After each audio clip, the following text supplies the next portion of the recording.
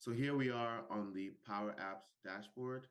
So let's go into the arithmetic calculator. If you recall, the changes that happen to the Power Automate happen within the individual application and not across all applications, like how it's set up with the custom connectors. You actually don't need to set one up.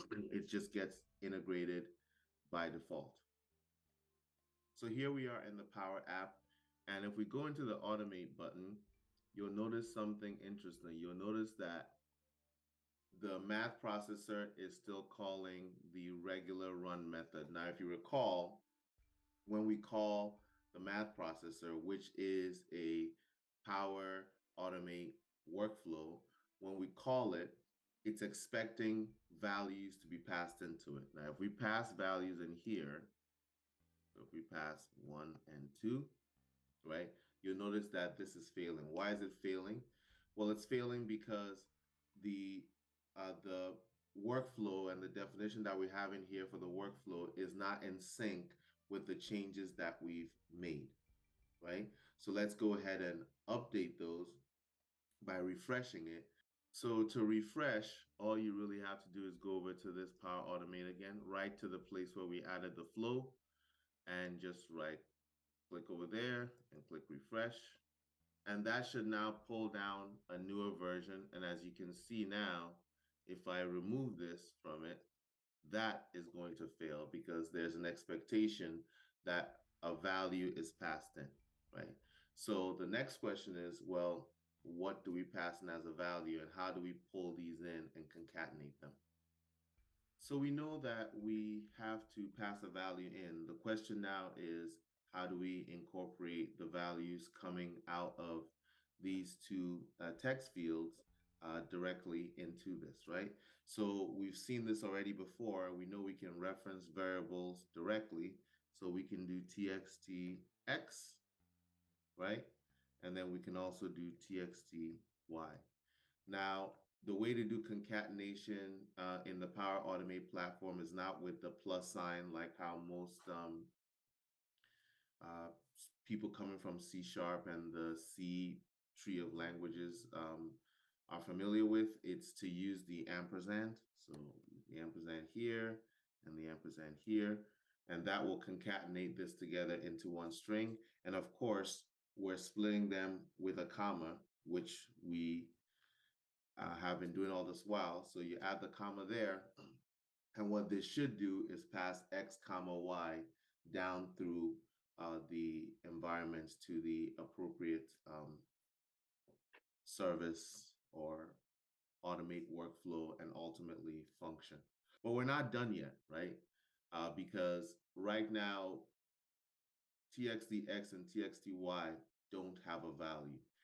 If you recall, we first of all set the values of txtx and txty to the values that you've entered before we make any calls. So we essentially need to now do the same thing here because we're no longer just blindly calling it, right? So we're going to set txtx to the value of x, txty to the value of y, and then we're going to call the automation flow, which is going to concatenate txtx and txty with a comma between them, send it to the workflow, and then, everything should continue to work as it's supposed to. So now we can run this. All right, so we have it as 5 and 4. Let's make it 25 and 5. So 25 times 5 should be 125. 25 plus 5 should be 30. So if I click on Automate,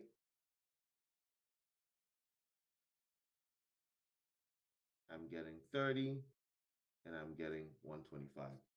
Okay, so as a final step, we've gone ahead and added all the other flows just so we can see everything.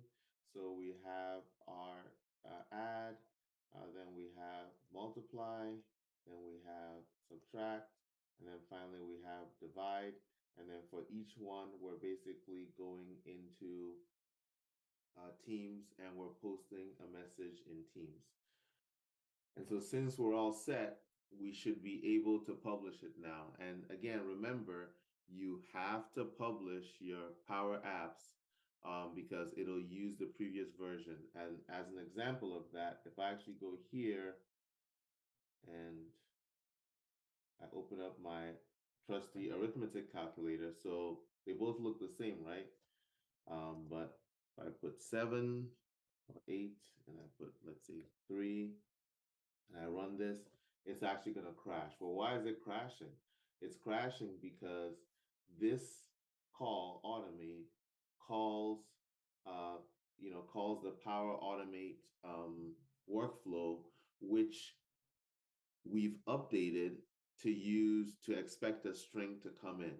But this version of Power Apps that I have here is the original version, the version that did not pass a string, that just passed it in. So if we want to get this to work, then we actually have to go in here and publish the latest version, right, of it.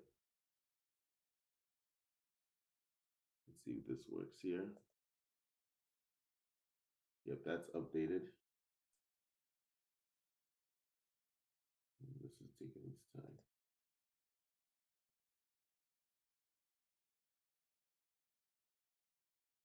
There we go. So we're up and running now. So if I go 10, and I go 7, and I automate it, then if I go to my chat, I should see 17, 73, and 1. And that's it. So final touches in the Power App and final touches, we've shown you in this video how to basically update your stack. So what the ramifications of changes that you make in your services are, how to surface them as you go along, how to make updates to Power Automate, what you have to do to get those updates available in Power App, and when you have a Power App, how to ensure that you publish it so that you have the latest version. Again, services and APIs are a great way to continue to engage and involve yourself and build cool and powerful experiences for the enterprise. If you like what you've seen here, like it, subscribe, comment, and share. Happy coding, and as always, have a blessed day.